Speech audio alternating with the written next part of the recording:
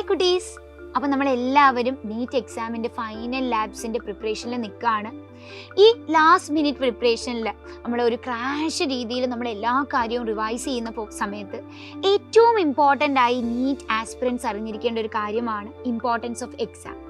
അപ്പോൾ നമ്മൾ എങ്ങനെയായിരിക്കണം നീറ്റ് എക്സാം അറ്റൻഡ് ചെയ്യാവുന്ന മക്കളായിട്ട് നമ്മൾ ഈ പോകുന്ന മോക്ക് ടെസ്റ്റുകളെ അപ്രോച്ച് ചെയ്യാനുള്ളതെന്നാണ് മിസ് എന്ന് പറഞ്ഞുതരാൻ പോകുന്നത്.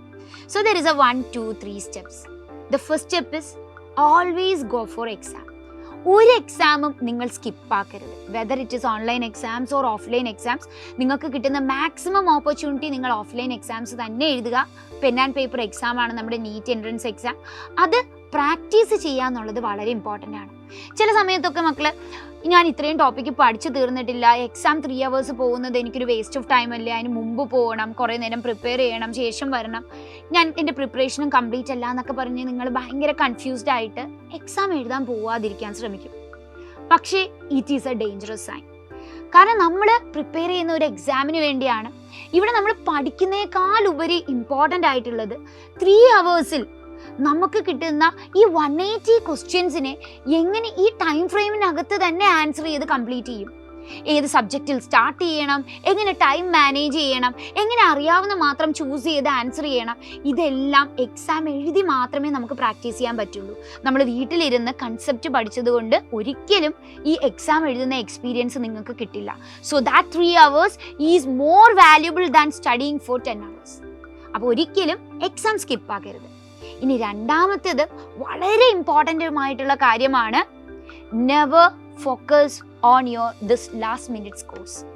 നമ്മുടെ കുട്ടികൾക്ക് എല്ലാവർക്കും ഡിപ്രഷൻ അടിക്കുന്ന ഒരു മേജർ ഫാക്ടർ ഈ ലാസ്റ്റ് നിമിഷത്തിൽ നിങ്ങൾ സ്കോറിനെ കൂടുതലായി ഫോക്കസ് ചെയ്യുകയാണ്.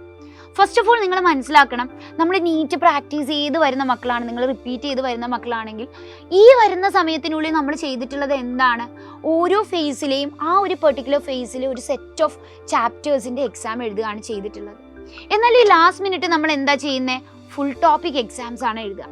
അപ്പോൾ പലപ്പോഴും ഫുൾ ടോപ്പിക്കിനെയും ഒന്ന് കംപ്ലീറ്റ് ആയിട്ട് റിവൈസ് ചെയ്തിട്ട് എക്സാം എഴുതാൻ പറ്റില്ല. എക്സാമിൻ്റെ വെയിറ്റേജ് ഓൺ ഈച്ച് ക്വസ്റ്റ്യൻസും ഡിസ്ട്രിബ്യൂഷനും ഒക്കെ ചേഞ്ച് ചെയ്യും.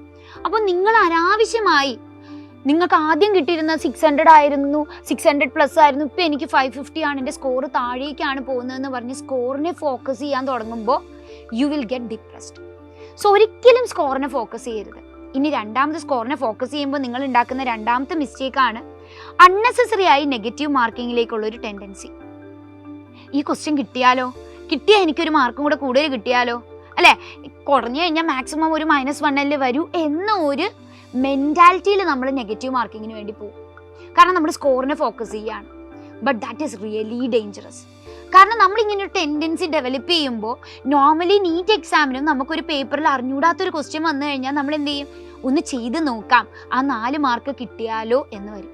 എന്നാൽ mostly if you don't know ആ ക്വസ്റ്റ്യൻ, നിങ്ങൾ അതിന് ആൻസർ ചെയ്താൽ നിങ്ങൾക്ക് നെഗറ്റീവ് മാർക്കാണ് വരിക.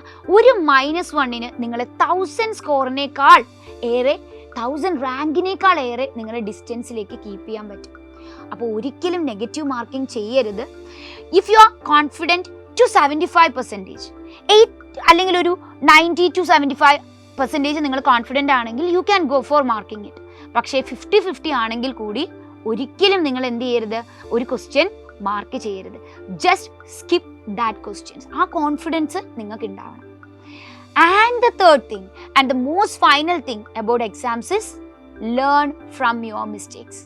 അപ്പോൾ ഉറപ്പായും നമ്മൾ നെഗറ്റീവ് മാർക്കിംഗ് ഒക്കെ അവോയ്ഡ് ചെയ്ത് നമുക്ക് അറിയാവുന്ന ക്വസ്റ്റ്യൻസ് മാത്രം ആൻസർ ചെയ്ത്, അല്ലെങ്കിൽ നമുക്ക് എന്താണ് പറയുക, ഇൻ്റലിജൻറ്റ് ഗെറ്റ്സ് അല്ലേ, അല്ലെങ്കിൽ എഡ്യൂക്കേഷണൽ ഗെസ് മാത്രം ചെയ്ത് നിങ്ങളൊരു പേപ്പർ ചെയ്യുമ്പോൾ കുറേ അധികം ക്വസ്റ്റ്യൻസ് നിങ്ങൾ സ്കിപ്പ് ചെയ്യേണ്ടി വന്നിട്ടുണ്ടാവും.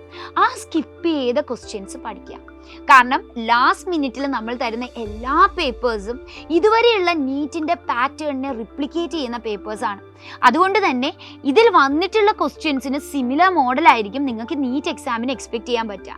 അപ്പോൾ ഒരു ക്വസ്റ്റ്യൻ തെറ്റിയാൽ നിങ്ങൾ വിചാരിക്കുക it is a luck for me, അറിഞ്ഞൂടാത്ത ചുമ്മാ ഞാൻ ആൻസർ ചെയ്തില്ല, തെറ്റി, അത് ഞാൻ പഠിക്കും. അതിൻ്റെ 2-3 പാറ്റേൺ ഓഫ് ക്വസ്റ്റ്യൻസ് അതിന് നമ്മൾ എന്ത് ചെയ്യും, ഫോക്കസ് ചെയ്ത് പഠിച്ചു കഴിഞ്ഞാൽ ഉറപ്പായും ഓവർ ടൈം നീറ്റിലേക്ക് എത്തുമ്പോഴേക്കും നിങ്ങളുടെ സ്കോറും ഇമ്പ്രൂവ് ആവും. നീറ്റ് എക്സാമിൽ you are going to excel. So വേറെ ഒന്നും കൺഫ്യൂസ്ഡ് ആവണ്ട, go for exam. Second thing is stop doing negative marking and the third thing is learn from mistake. അപ്പോൾ എല്ലാവരും ഇതൊന്ന് എക്സാംസിന് പ്രാക്ടീസ് ചെയ്യുക. See you with such tips. By.